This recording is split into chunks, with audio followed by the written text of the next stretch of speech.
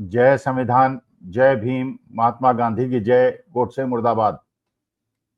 देखिए, बहुत दिन से मैं देख रहा हूं कि कुछ अपने को प्रबुद्ध कहने वाले लोग और ज्ञानी कहने वाले लोग जिस प्रकार से डोनाल्ड ट्रंप के लिए, जो अमेरिका के प्रेसिडेंट हैं, उनके लिए अभद्र भाषा का उपयोग कर रहे हैं और जिस प्रकार से उनको गालियां दे रहे हैं, उनको ये समझना चाहिए कि अपने देश का कितना ज्यादा वो नुकसान कर रहे हैं। देखिए, वास्तविकता यह है कि हमारी एक आर्थिक नीति है और एक विदेश नीति, और आर्थिक नीति और विदेश नीति एक दूसरे से जुड़ी हुई हैं। और ये वही लोग हैं, ज्यादातर वही लोग हैं जो आज डोनाल्ड ट्रंप के लिए अभद्र भाषा का प्रयोग कर रहे हैं। इन्होंने 6 महीने पहले डोनाल्ड ट्रंप के लिए हवन कराए थे और वहां पे आहुति दी थी और ये कामना की थी कि डोनाल्ड ट्रंप अमेरिका के राष्ट्रपति बने। तो या तो उस समय इनका मति भ्रम हो गया था या आज के तारीख में इनका मति भ्रम हो गया है। जबकि जब डोनाल्ड ट्रंप का चुनाव था तो वो कमला हैरिस से था, जो मूलतः भारतीय मूल की थी। ये बात दूसरी है कि उनकी वहां शादी एक क्रिश्चियन से हुई और उसके बाद उनका जन्म भी यहां नहीं हुआ, लेकिन उनकी माता जी का जन्म यहां पे हुआ था। लेकिन उस समय यही लोग जो कमला हैरिस का विरोध कर रहे थे और डोनाल्ड ट्रंप के लिए यज्ञ करा रहे थे, आज के तारीख में जिस प्रकार की भाषा का उपयोग डोनाल्ड ट्रंप के लिए कर रहे हैं, उससे हमारी देश का नुकसान हो रहा है। इसलिए एक अध्यापक मन में इतना ज्यादा विक्षोभ हुआ और मुझे ऐसा लगा कि ये लोग कैसे लोग हैं जो कि कभी तो डोनाल्ड ट्रंप को चुनाव जिताने के लिए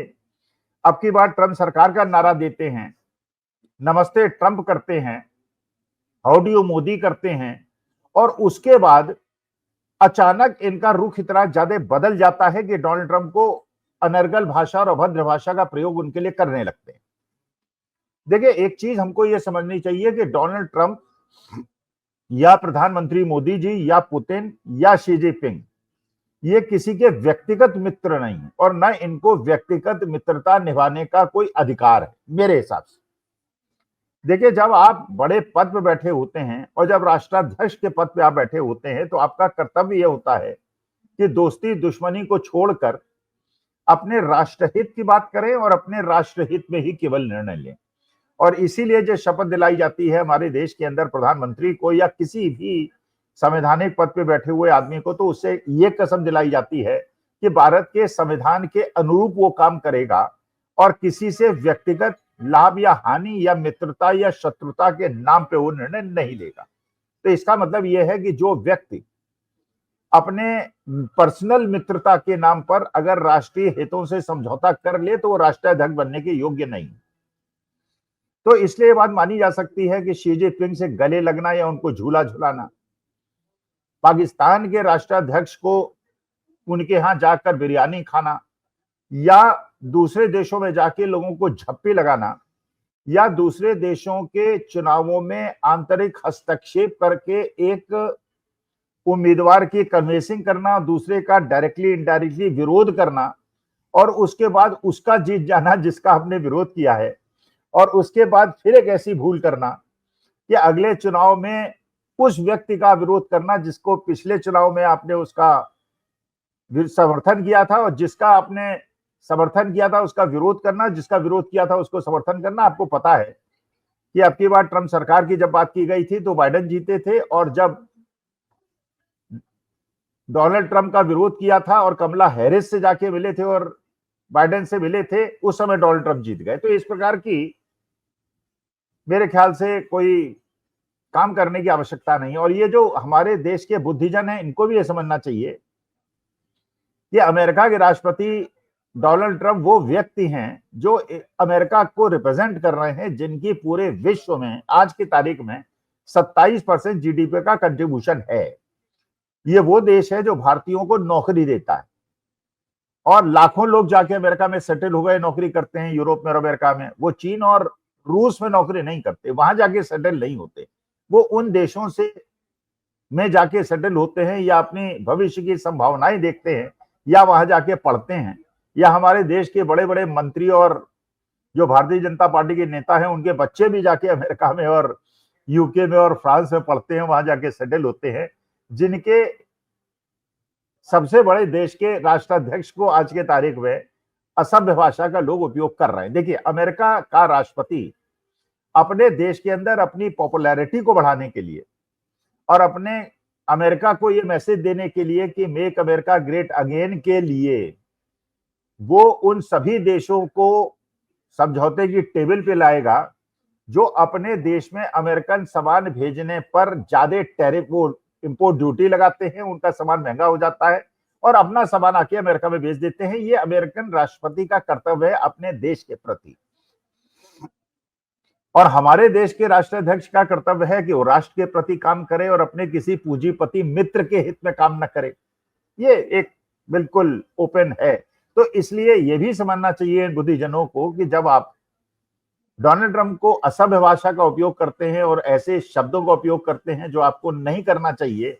और ये इंटरनेट के जमाने में अमेरिकन भी देखते हैं कि भारतवर्ष के अंदर चैनल्स के अंदर क्या डिस्कशन हो रहा है और कथित बुद्धिजीवी किस प्रकार का शब्दों का उपयोग उनके राष्ट्राध्यक्ष के लिए कर रहे हैं, इससे हमारी देश की आर्थिक स्थिति और ज्यादा खराब हो जाती है और हमारी विदेश नीति भी इफेक्ट हो जाती है। अब देखिए, जो टैरिफ लगाया गया, इसमें बड़े बड़े प्रबुद्धजन पता नहीं क्या क्या ज्ञान झाड़ रहे हैं और क्या क्या बातें बता रहे हैं, और इनको भी समझने की आवश्यकता है कि इस प्रकार से अमेरिका को लाइटली लेना और अमेरिका को इस प्रकार से धता बताते हुए गोदी मीडिया द्वारा ये चलाना, क्या वो हमारे देश के प्रधानमंत्री 30 तारीख को चीन जा रहे हैं और उन्होंने एक प्रकार से झटका दे दिया है अमेरिका को और डोनाल्ड ट्रंप को, और अब चीन से जाके दोस्ती बढ़ाएंगे। अरे देखिए, आज विश्व के अंदर दो ब्लॉक्स हैं। एक ब्लॉक है जो अमेरिका का, नेटो का और अरब कंट्रीज का है, और एक ब्लॉक है जो नॉर्थ कोरिया, रूस और चीन और ईरान का है। ये बात बिल्कुल पक्की है कि ईरान भी हमसे रुष्ट है। जब इजराइल और ईरान के बीच में हमने इजराइल का साथ दिया, और उसका ये दर्पण में दिखाई पड़ा जब ऑपरेशन सिंदूर के अंदर पाकिस्तान के साथ अजरबैजान, तुर्की, चाइना, ये सारे देश खड़े रहे, नॉर्थ कोरिया, और हमारे साथ कोई देश नहीं खड़ा हुआ। तो इसलिए इस ब्लॉक के पास जाने की तो हमारी कोई संभावना ही नहीं है। और उस ब्लॉक जो कि आपको, जिसको आपको क्लेम करते थे कि आपका सबसे परम मित्र है, जिसके लिए आपने हवन कराया था, आज के तारीख में अगर उसको भी आप गाली दे रहे हैं और उसे धता बताने के लिए अगर आप चीन का दौरा करते हैं, तो सुब्रमण्यम स्वामी का भी ये वक्तव्य ध्यान में रखना चाहिए कि चीन जाना इस समय मोदी जी के लिए उचित नहीं है, और इससे कुछ ऐसी घटनाएं घट सकती हैं तो भारत के लिए और ज्यादा अपमान का कारण बन जाए। और इसलिए मैं एक अध्यापक के रूप में, अर्थशास्त्र के अध्यापक के रूप में अपने देश के प्रबुद्ध जनों से और अनर्थशास्त्रियों से ये निवेदन करता हूं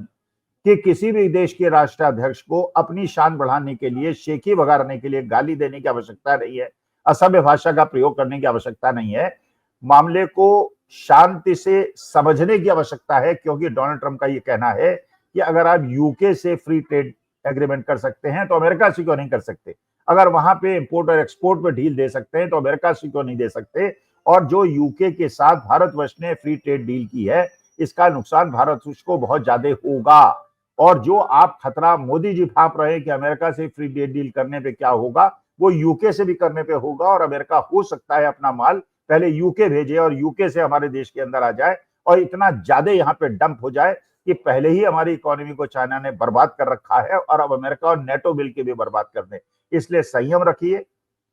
और माननीय मोदी जी अर्थशास्त्रियों से संपर्क करें, उनसे वार्ता करें। और इस प्रकार से ये कोई मोहल्ले की राजनीति नहीं है कि एक से लड़ाई हो गई, दूसरे के घर जाके चाय पी दो, आपका दोस्त हो जाएगा।